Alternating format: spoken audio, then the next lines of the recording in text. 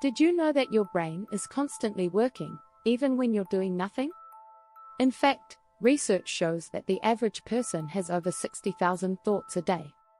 That's a lot of noise. No wonder so many of us feel stressed, distracted, and overwhelmed. But here's the surprising part. You can train your brain to quiet that noise, and it's easier than you think. Meditation isn't about sitting in silence for hours or trying to clear your mind. It's about being present, accepting your thoughts, and learning to focus in a world full of distractions. Even just 5 minutes a day can reduce stress, improve focus, and make you feel more grounded. In this video, you'll learn how simple techniques can fit into your everyday life. We'll bust the biggest meditation myths, share easy strategies, and show you how to use your senses, movement, and even doing nothing as tools for mindfulness. If you've been feeling like meditation is too hard or time-consuming, think again. Ready to make meditation part of your life? Stick with me, because it's easier than you think. Chapter 1: Mindfulness Myth Busting. It's not about emptying your mind. Meditation often gets a bad rap because many believe it's all about clearing your mind. But the truth is, it's not about emptying your thoughts, it's about accepting them. According to John Kabat-Zinn, one of the leading figures in mindfulness, mindfulness is the awareness that arises from paying attention, on purpose, in the present moment, and non-judgmentally. You don't need to banish every thought to meditate successfully. In fact, trying to suppress thoughts can often make them more persistent. Research shows that the average person has between 60,000 and 80,000 thoughts a day. So, it's impossible to stop your brain from thinking. Instead of forcing silence, try acknowledging your thoughts and letting them pass, like clouds in the sky. This shift in mindset is crucial. Studies from the University of California found that people who meditate regularly experience lower levels of stress and anxiety. They are better equipped to handle daily challenges without being overwhelmed. The goal isn't to be thought-free but to be more aware of what's going on in your mind and to let go of judgment. A simple strategy here is the thought label technique. When a thought pops into your mind, instead of getting caught up in it, label it as thinking, and let it go. This is like placing your thoughts on a conveyor belt and watching them pass by without clinging to any of them. This strategy builds your mindfulness without the pressure of needing to be thoughtless. Chapter 2: Mini Meditations. The 5-minute reset. You don't have to dedicate hours to meditation to experience its benefits. Mini meditations are an excellent way to incorporate mindfulness into a busy day. These quick, 5-minute sessions can do wonders for reducing stress, boosting focus, and improving your mood. Research by the University of Washington found that just 5 minutes of mindfulness can reduce anxiety and improve your brain's ability to focus. A great way to practice a mini meditation is by using the stop technique. It's a simple but effective strategy that involves 4 steps. Stop what you're doing, take a deep breath, observe your surroundings and your thoughts, and proceed with your task. This can be done anywhere, in the middle of a meeting, during a commute, or even while waiting for your coffee. The key is to find moments throughout your day where you can pause and become fully aware of your surroundings. Maybe it's during a bathroom break, while waiting for an elevator, or as you sip your morning coffee. Taking these little breaks creates a buffer from the stress of your day and allows you to reset your mind. A study published in the Journal of Cognitive Enhancement found that even brief meditative practices helped participants handle tasks with greater clarity and less stress. So, don't stress over carving out long blocks of time. Instead, take 5-minute mindfulness resets when you can. These short moments of awareness add up to big changes in how you feel throughout the day. Chapter 3: Senses over Silence. Unlocking the power of sensory meditation. You don't need silence to meditate effectively. In fact, focusing on your senses can help you achieve mindfulness just as much as sitting in quiet meditation. Sensory meditation is all about tuning into what you can hear, smell, see, taste, and touch in the present moment. This can be particularly helpful if you find sitting in silence too difficult. Start by simply sitting in a place where you can engage with your environment. Notice the colors and shapes around you. Pay attention to the sounds, maybe the hum of a computer or the rustle of trees outside. Focus on the temperature of the air on your skin or the taste of your drink. All of these sensory experiences are gateways to mindfulness. Research from Harvard University has shown that sensory-focused meditations improve brain function by strengthening areas of the brain responsible for attention and memory. By focusing on the present moment, sensory meditation helps reduce mental clutter, making it easier to stay grounded and calm. A unique approach to sensory meditation is called grounding. Grounding involves focusing on physical sensations to bring your awareness back to the present.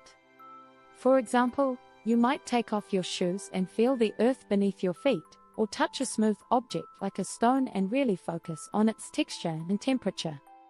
This brings you into the moment without the need for silence. Another advantage of sensory meditation is its flexibility. It can be practiced anywhere, while eating a meal, walking outside, or even in a busy office. You don't need to find a quiet space. Whether you're in a bustling city or sitting in a crowded room, sensory meditation helps you reconnect with the present. It can be as simple as noticing the taste of your food as you eat, which can improve both your mindfulness and your enjoyment of everyday activities. If you want more tips and tricks to build mindfulness into your routine, don't forget to subscribe and stay tuned for more amazing strategies in the next chapters. Chapter 4: The Art of Doing Nothing. Embracing the power of pause in our fast-paced world, we often feel the pressure to be constantly doing something. But what if the most productive thing you could do is nothing at all? The power of pausing is a form of mindfulness that's often overlooked but incredibly effective. A study from the University of California showed that taking regular pauses helps reduce stress and improves mental clarity. The truth is, we all need moments of rest to recharge. When you pause and do nothing, you're giving your mind the space it needs to reset. This might seem counterintuitive, but slowing down can actually make you more productive in the long run. According to research by the American Psychological Association, people who take breaks throughout their day report higher energy levels and better focus. Doing nothing doesn't mean zoning out or being idle. It's about intentionally stepping away from tasks and being present in the moment. For example, take a few minutes each hour to sit quietly, breathe deeply, and just observe your surroundings. This is a simple yet powerful technique to reconnect with yourself and relieve built-up tension. The key is to let go of the guilt. Many people associate doing nothing with laziness, but taking breaks is essential for mental and physical health. As author Tim Ferriss writes, being busy is not the same as being productive. So, try to incorporate small breaks throughout your day. Whether it's pausing for a few minutes in the middle of work or stepping outside for some fresh air, these moments of stillness can lead to greater overall well-being. By practicing the art of doing nothing, you'll find that your thoughts become clearer and your stress levels drop. This strategy gives you permission to be still, to just be, without the need to accomplish anything. And in a world that constantly demands action, that is one of the most powerful things you can do. Chapter 5: Mindful Movement. Finding Zen in your everyday steps. Not all mindfulness practices require you to sit still. In fact, mindful movement can be just as powerful for cultivating awareness and relaxation. Whether you're walking, stretching, or doing yoga, moving with intention can help center your mind. Research from the University of Toronto shows that physical movement can improve mental clarity, reduce anxiety, and enhance emotional well-being. One great way to practice mindful movement is through walking meditation. This practice involves walking slowly and paying attention to each step. As you walk, focus on the sensation of your feet touching the ground and the rhythm of your breath. Even a 10-minute mindful walk can reduce stress and improve your mood. You can also integrate mindfulness into your daily routine by practicing mindful stretching. Take a few moments during the day to stretch your arms, legs, and back while paying attention to how your muscles feel. Instead of rushing through stretches, focus on the sensation in your body. This will help you tune into your physical self and let go of tension. Mindful movement isn't just for fitness enthusiasts. You can apply it to almost any physical activity. For example, if you're washing dishes, really focus on the sensation of the water, the feel of the soap, and the movements of your hands. This brings your mind to the present moment and allows you to experience even the most mundane tasks with full awareness. A study published in Psychology Today found that people who practice mindful movement report better overall mental health, increased attention, and reduced feelings of stress. Movement encourages the release of endorphins, making you feel more relaxed and centered.